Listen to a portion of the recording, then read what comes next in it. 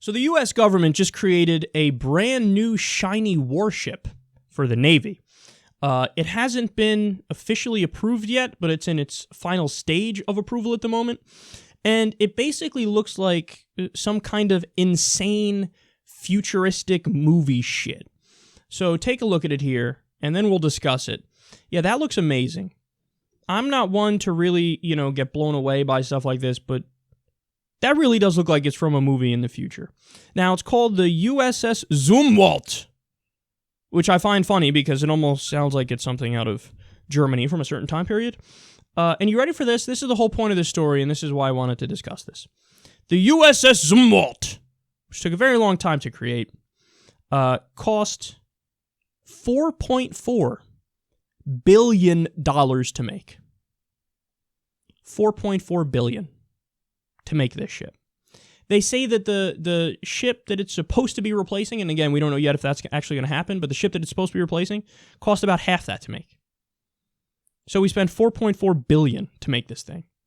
And obviously, if it goes through its final stage of approval, they'll likely make more, and you spend another, few billion per ship. What are we doing? What are we doing? Look at where our resources are going. Now, I get it.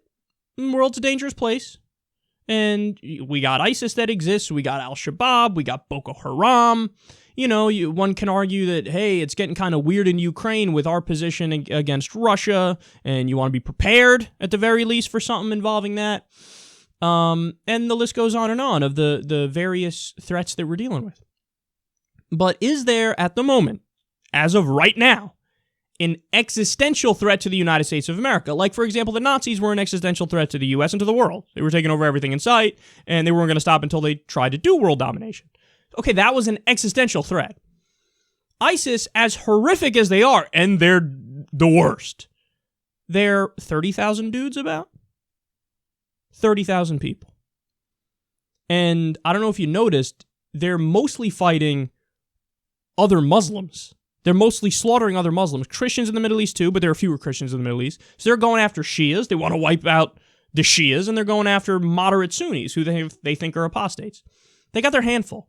They're mostly fighting Assad in Syria at the moment. So who exactly is, as of right now, the existential threat to the United States of America? Who the fuck are we going to use this ship against? This is a serious question. Now, again, you could give me a scenario where if this happens, and then that happens, and then this happens, 12 years down the road, maybe we might need it then.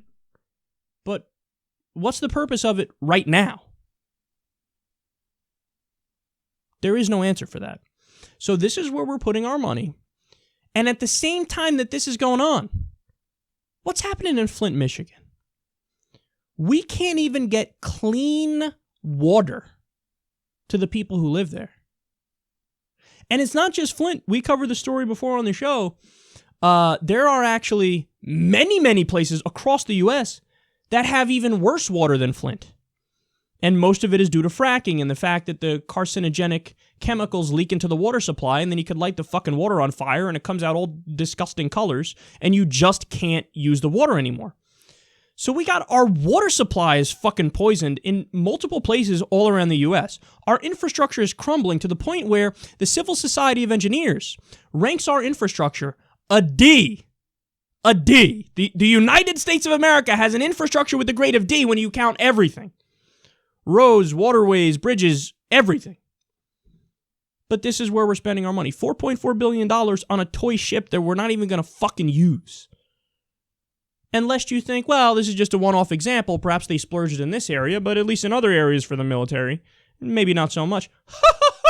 How many times have we showed the chart on the show before? About 55% of discretionary spending goes towards the military?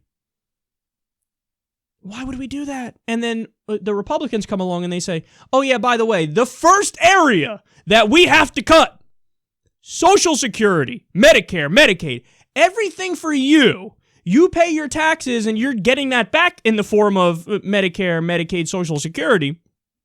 But everything that's for you, well, that's what we need to cut first. The over 50% of the discretionary spending going to military, leave it alone. $4.4 billion for a pointless fucking ship when the other one was just fine, leave it alone. Spend more on military, more, less on you, and we can't even get our fucking water to be clean. What a massive joke this is. Guys, this looks like an empire in decline. This is exactly what it looks like. Where your priorities are beyond fucked up, and then God forbid somebody like Bernie Sanders comes along and says, hey, can we just be like the other modern nations where they have universal health care and universal education? Is that too much to ask for? Oh my God, radical! It's a radical over here! Look at this crazy guy! Ha ha ha! Look at him! He actually wants to spend money on the people! What a dick! No, he's not the radical, you're the radical. The system right now is radical. $4.4 billion on this shit, over 50% of discretionary spending on the military. Meanwhile, we spend more than the next 10 countries or so combined on the military. And most of them are our allies.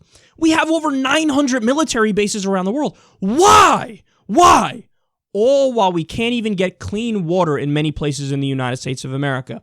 And remember, Republican senators have repeatedly blocked bills to do emergency funding to try to save the water supplies and clean up the water supplies, like what we're dealing with in Flint. So they block that, but they approve all this. Guys, your government doesn't represent you. It is an oligarchy. It is a kleptocracy. It is a plutocracy. It's not a democracy. Look at the opinion polls. Look at what you believe and look at what they actually fucking implement in terms of policy. It's not the same. It lines up only with the interests of their donors and the rich. And this is the result right here. A rotting system.